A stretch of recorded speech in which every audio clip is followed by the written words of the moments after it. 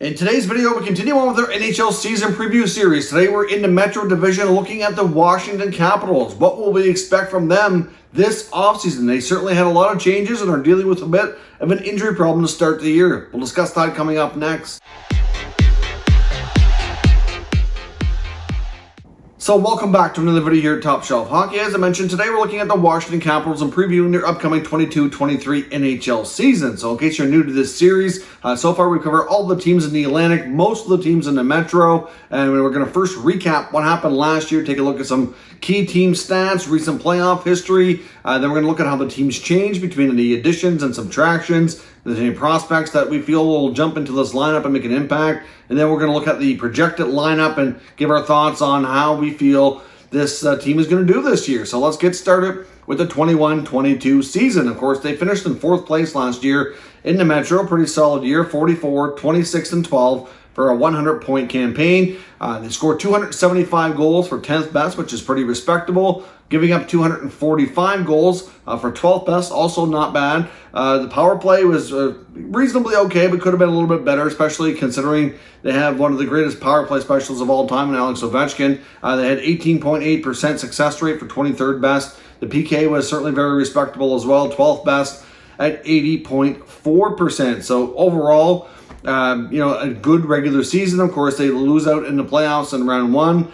They've made the playoffs for 8 consecutive seasons, 14 of the last 15 years that they've been a playoff team. Unfortunately, though, they have not won a playoff series since they won the Stanley Cup in 2018. So that cup clinching series against Vegas was the last time that the Capitals won a playoff series. Of course, they're coached by Peter Laviolette, who's entering his 3rd season behind the bench. I do wonder, what the future holds for him and GM Brian McClellan, who's been there for 8.5 years in his current role. So certainly, they won a Stanley Cup, but that was before Laviolette's time.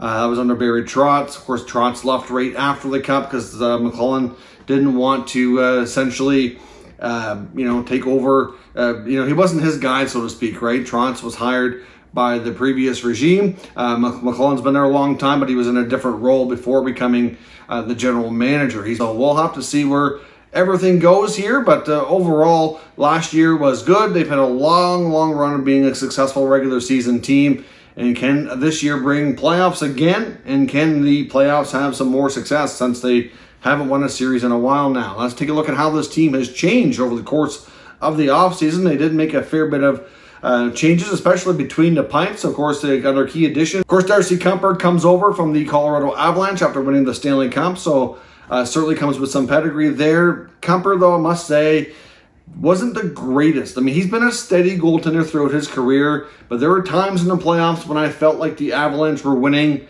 despite Kuemper not being at his absolute best or really being as good as you would hope a cup-winning goaltender could be. I think they proved last year that you can win a cup if the rest of your team is good enough, as long as your goaltending is somewhat close to average. Doesn't have to be outstanding. No offense to Darcy Kuemper, I respect him as a player. I think he's had a good career. Like, he is a solid, steady goalie for the most part, but I just don't find that he really had that fabulous of a run with the Avalanche. But certainly delivered a cup, which is all that really matters at the end of the day. They also bring in Charlie Lindgren, free agent from the St. Louis Blues, who got more of an opportunity here in recent years, but it's still a bit of a late blooming goaltender. Was in the Montreal system prior to that. We'll see if he's ready for full-time backup duty. Certainly not something that he's really been able to hold down a full-time role in the NHL, so we'll have to see how this goes. Of course, they also brought in Connor Brown in a trade from the Senators. It was basically a cost-cutting move for them after bringing in DeBrincat and Giroux. They brought in Dylan Strome, who was made available by the Blackhawks. Basically, they kind of let him go, didn't want him anymore. Eric Gustafsson also comes over as well as a free agent defenseman. So, certainly they inject a couple of younger players. I mean, Brown and Strome are not super young, but they're not old either. Kind of that mid-range age with a decent amount of experience. Certainly, the Capitals are, an older team. They do have a lot of older players, so to mix in some guys that are a bit younger, give them a bit more jump. And these guys, especially Connor Brown, a great skater, so that'll add a little speed to the lineup, which would be a real good fit for them. Looking at the key subtractions, Brian McClellan, the GM, basically came to the conclusion here that they needed a whole new goaltending tandem, and they didn't really believe in the tandem of Samsonov and Vanecek moving forward. So both guys ended up going. I was quite surprised, especially in the case of Samsonov, who was a first-round draft pick. Now he's on a one-year prove-it-to-me deal with the Toronto Maple Leafs, and I must say, I still believe in that goaltender. I think that was a real good pickup by the Leafs. We don't want to get into talking about the Leafs, but they picked up Samsonov and Matt Murray, and Samsonov to me was the way better option there. So we'll see how things work out for him, but I was very surprised to see Washington not only move on from him, but not even trade him. Like, they just let us RFA rights, not like they didn't qualify him, so they basically just let him go for nothing, which is shocking, in my opinion, for a first-round pick goaltender that's really not that old.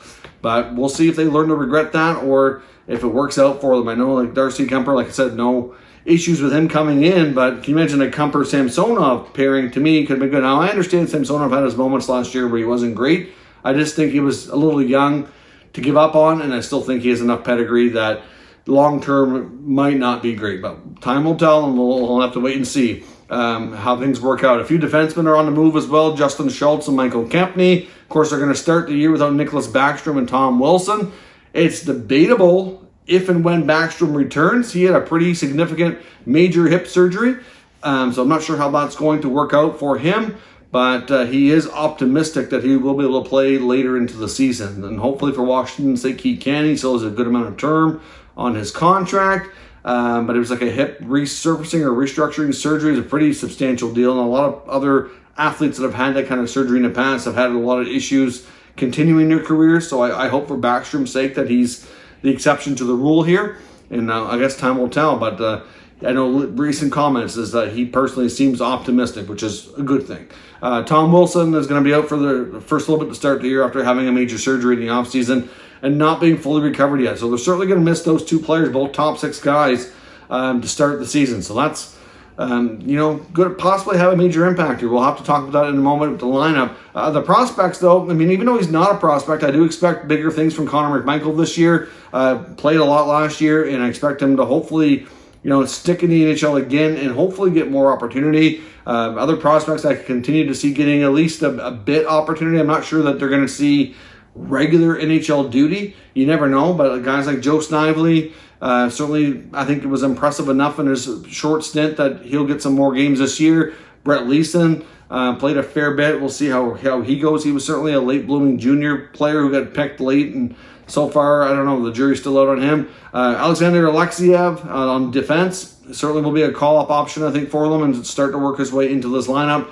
And same with former first-rounder Hendrix Lapierre. Of course, he's bound to get a long look this preseason as well. We'll see where things are at with Lapierre, but it's probably going to be another year, I think, before he's fully into having a better shot at the NHL. We'll see. As far as their projected lineup, here's how things are going to look to start the season, and I do have some concerns which we'll get into here, but their top line's not bad. You get likely going to be Kuznetsov and Ovechkin, probably with Anthony Mantha on the wing. Mantha, to me, has not been great since he's arrived in Washington, as it struggled to stay healthy, but if he is, at the same time, is a former, proven goal scorer. So if he can get back to what he used to be and be a 25-30 goal guy. He's got the size too. It's something that in the top six that they're missing with Wilson. I know Mantha's not exactly the same kind of player, but he could be a little bit like Wilson, just with hopefully more scoring prowess. So Mantha, we'll see. That would be a great opportunity for him. And if he can't succeed there, then that trade with Detroit just very well might not look good at all longer term. Your rest of your top six are likely going to include TJ Oshie, Connor Sherry, and probably Lars Ellers, what has been being projected right now. Wouldn't be shocked, though, if Dylan Strome worked his way there. Allred, to me, is a better, more suited number 3. But at the same time, if you look at the possibility of having a line of Strome with Connor Brown and Connor McMichael on your third line, that, to me, could be a dangerous line. It might even become your second line, to be honest. I mean, Dylan Strome and Connor Brown both come from the Erie Otters and junior. There is a little bit of familiarity there. Their junior careers, I believe, did overlap a little bit. McMichael, so they can all, Strome's not quite the skater that McMichael and Brown are, but still I think he'll complement them well. And obviously we'll have to see how things go. But that could be a very interesting line. So we'll see where that goes. Your fourth line's probably Dowd, Johansson and Hathaway is most likely what we're going to see there. On your blue line, you're going to see, I'm not sure how they're going to do the top four, to be honest. I know I have Orlov and Karlsson playing together. They may break them up just to have a little bit more strength on each pair. So you might see, a second pair of, Orlov with Jensen, and maybe put Fairvey with Karlsson. That's possible. Gustafsson and Trevor Van Riemsdyk, probably your third pair. There's some, anyways, that blue line concerns me for sure, which we'll talk about further. Darcy Kuemper and Charlie Lindgren between the pipes. But yeah, the big thing for me with Washington is, yes, to get another year older. Obviously, you got some age factoring in here. They did kind of mix things up a bit, though, like I said, to add some extra speed and a few younger players, not young, but like younger than some of the older players, which is good, which will help. Anthony Mantha, he absolutely has to deliver this year. They need 30-plus goals from him if they're going to continue to be a top 3 team in this division. Ovechkin, I fully suspect him to do his normal thing.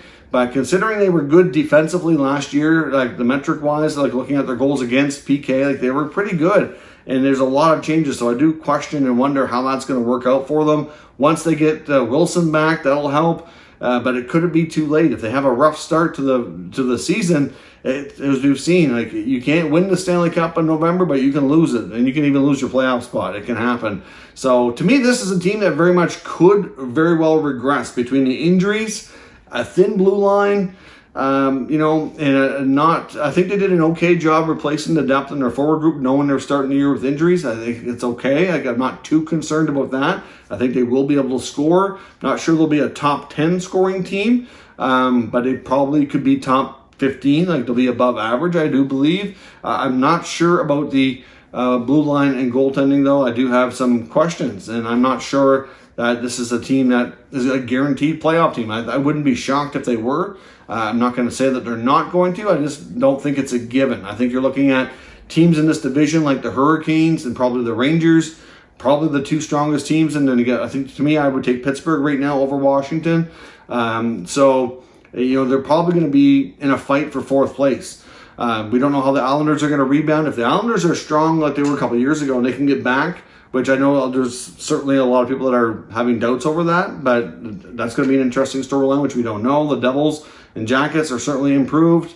So there's a lot of moving parts here, and I think it's going to be a bit of a dogfight, and I certainly have them likely finishing around 4th, but it's not going to be easy, and it is not a given. There's a lot of X factors here that it's just kind of difficult to predict, but we'll see what happens. Let me know your thoughts on the Capitals' upcoming 22-23 season down in the comments. We'll discuss further. If you're new to the channel, of course, make sure you subscribe and stick around.